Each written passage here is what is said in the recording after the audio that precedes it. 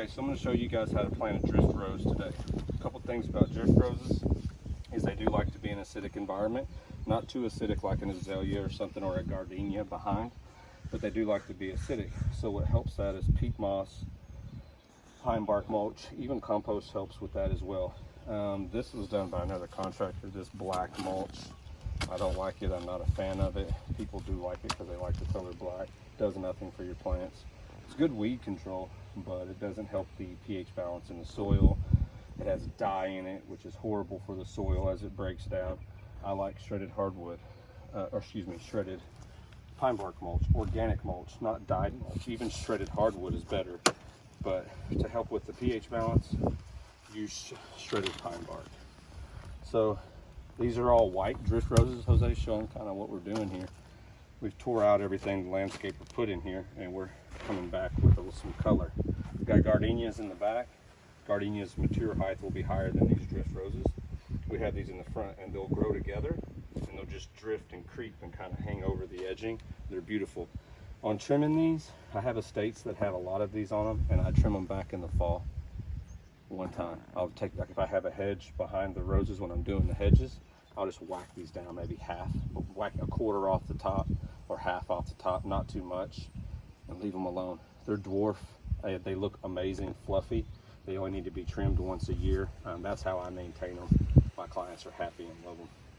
All right, so you can just take the bucket, kind of keep it off the edge a little bit, and mark it. And there's a step I keep forgetting in these videos.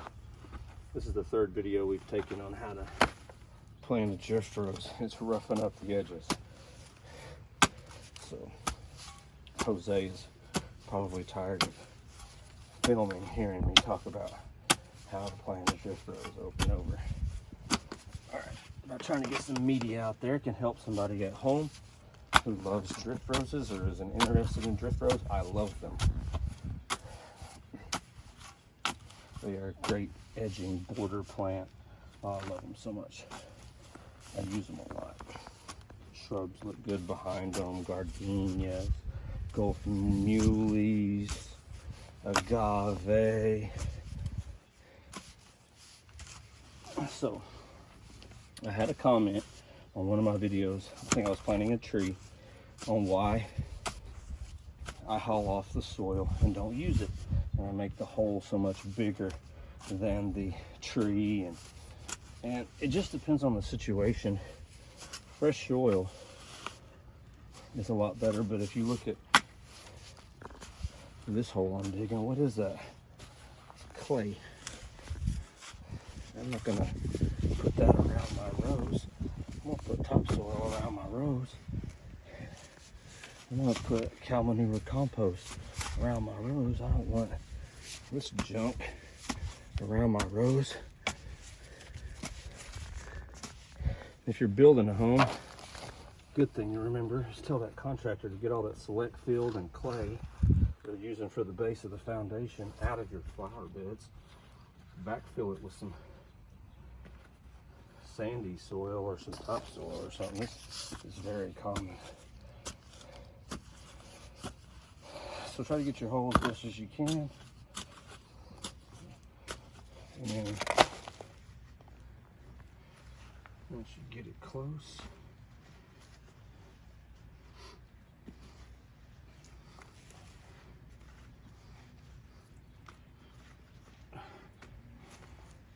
put your rose down in there, and what you're looking for is that the bucket's about, or the top of the soil in the bucket is a couple inches higher than the grade, which it is. If it's not, put more dirt in it. Or if it's too high, dig it out some more. But roses do not like to be in a lot of water. They're drought tolerant, and they will survive a drought before they survive over watering. Okay, I'm about to rough this root ball up. Your rose, azalea, gardenia, whatever, will die if you don't do this. Take your shooter, rough it up. You can take your hand, rough it up. You see, when it's in a container, those roots are growing around in a circle. And you see all those fine roots? You want those to get out and establish themselves. They can't do that if they'll just continue to grow around in a circle. They'll never establish themselves, and they'll die. And I learned that the hard way with some azaleas in the past, a long time ago. So I'll just those like that. All right, I'm gonna get rid of all this clay. Don't want it. So we're hauling it off. Fill up a hole with the house, just a liquid or something. It's not good for beds. Horrible. So get this out of the way. Unload.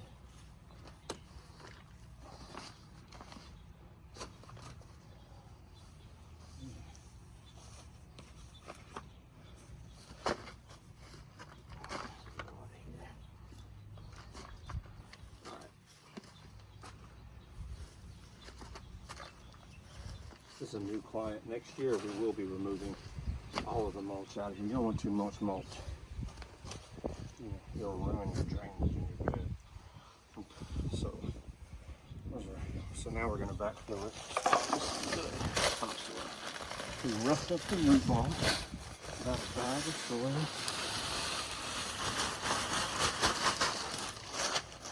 Okay. You ain't got to stomp on it. You ain't got to tamp it. A lot of videos you see me come with a 5-gallon bucket of water or a water hose, and I'll go ahead and flood this thing right in the center and set the soil and get the air pockets out. But I'm going to use the irrigation system on this house. If you don't have an irrigation system, use a bucket or a water hose and just hold that hose there and water that plant in. You don't have to stomp on it or nothing like that. This is your compost. It does have a smell to it. Your cow manure compost is very, very good for your roses. And they say, I've read, it can feed your rose up to years. So spend a little extra money and put you a nice base down for cow manure compost. And then, if I was watering with a water hose, I would still wait. I would put my pine bark mulch down first so all my soil doesn't wash off. And get this around here, kind of keep it off the shrub. Out of the grass. It's just shredded pine bark mulch. Get this shredded because it doesn't move like that big pine bark mulch. Keep the mulch off the. Now this is organic. Smells good, looks good, and does a lot for the soil. Keeps it acidic, which is what you want. And now I would water it with a bucket or a water hose. But we're gonna wait. We're gonna use the irrigation system. Hope you enjoyed the video.